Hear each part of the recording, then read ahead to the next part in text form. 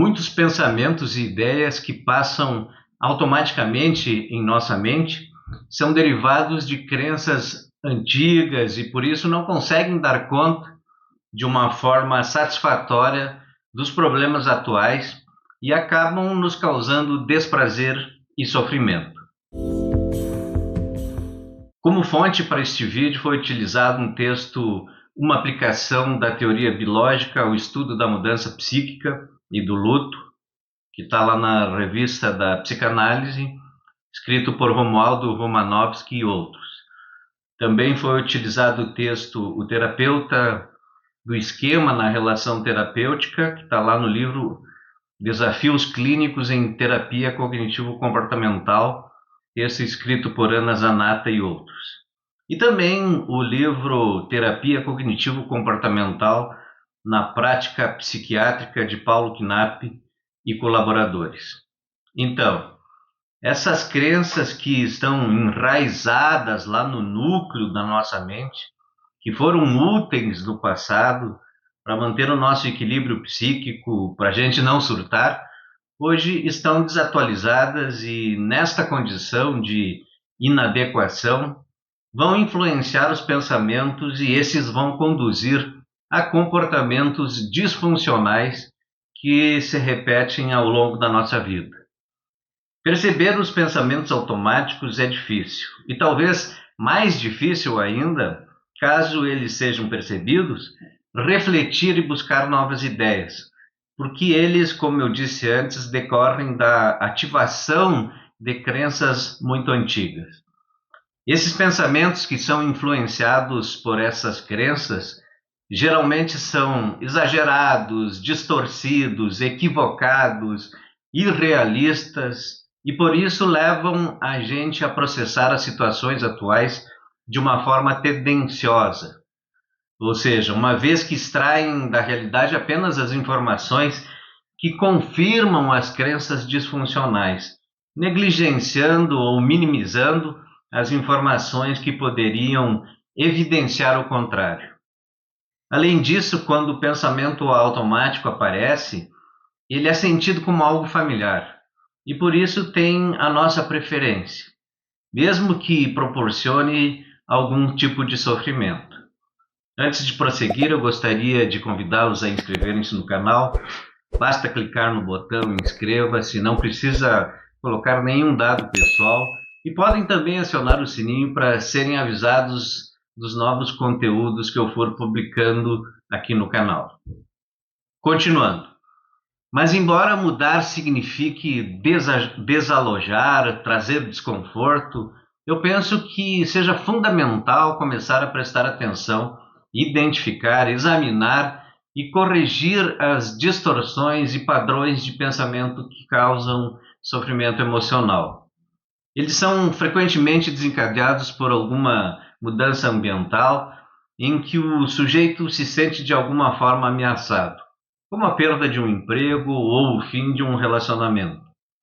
Assim é possível torná-los mais flexíveis e não absolutos na avaliação dos eventos, porque refletir sobre os pensamentos automáticos pode favorecer na modificação das crenças nucleares e assim nós podemos então encontrar e escolher opções mais saudáveis para as nossas reações tanto sentimentais quanto comportamentais.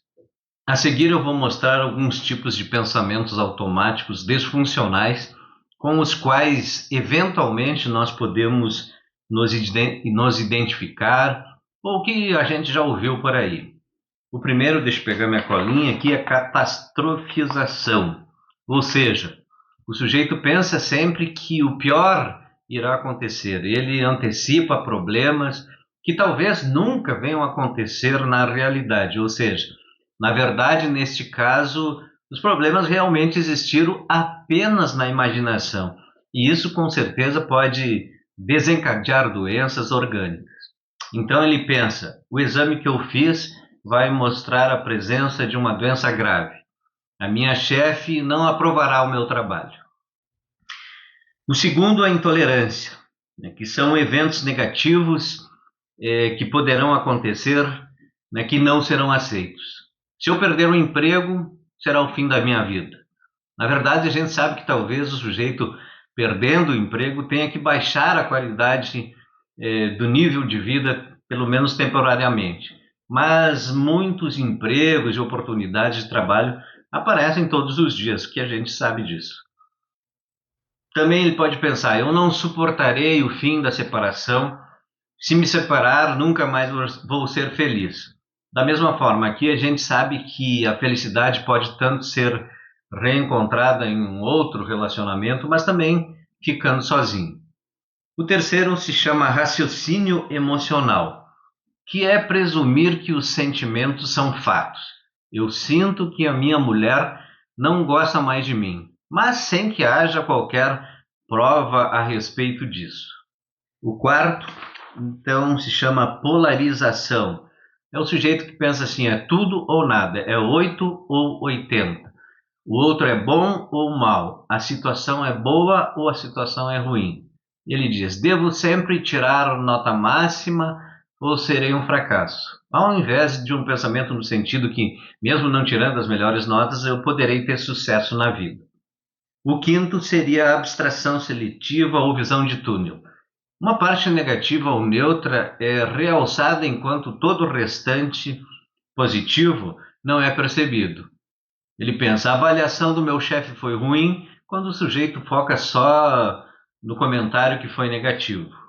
O sexto, desqualificação do positivo, né, que são tarefas com sucessos e qualidades, né, que são desvalorizadas porque seriam consideradas fáceis, e alguns pais às vezes dizem aos filhos: isso era a tua obrigação, ou isso era o mínimo que a gente esperava de você. Leitura de mente.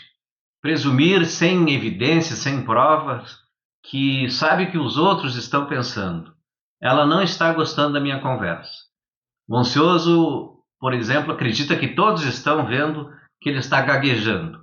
O paranoide está sempre desconfiado que estão cochichando alguma coisa ruim sobre ele. Rotulação.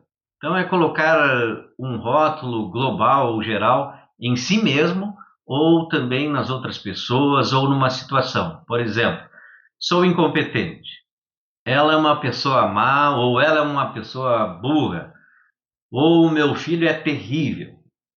O nono, personalização, que é assumir sozinho a culpa ou a responsabilidade por eventos em que outros também têm a sua fatia de culpa e de responsabilidade. Então o sujeito pensa: o meu casamento acabou por minha culpa. O décimo, imperativos, é um tipo de pensamento caracterizado pelas expressões eu deveria, eu tenho que. Tenho que cuidar de todos, assim serei bem visto pelos outros. Ou assim irão gostar de mim.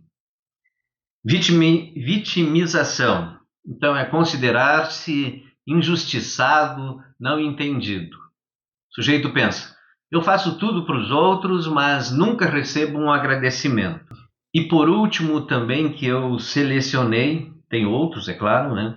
Se chama questionalização, que é quando a pessoa fica remoendo sobre as decisões já tomadas e que são irreversíveis.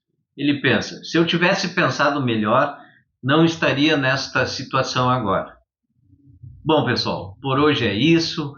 Se quiserem fazer algum comentário ou tenham alguma sugestão, é só deixar aqui embaixo. Um grande abraço e até a próxima.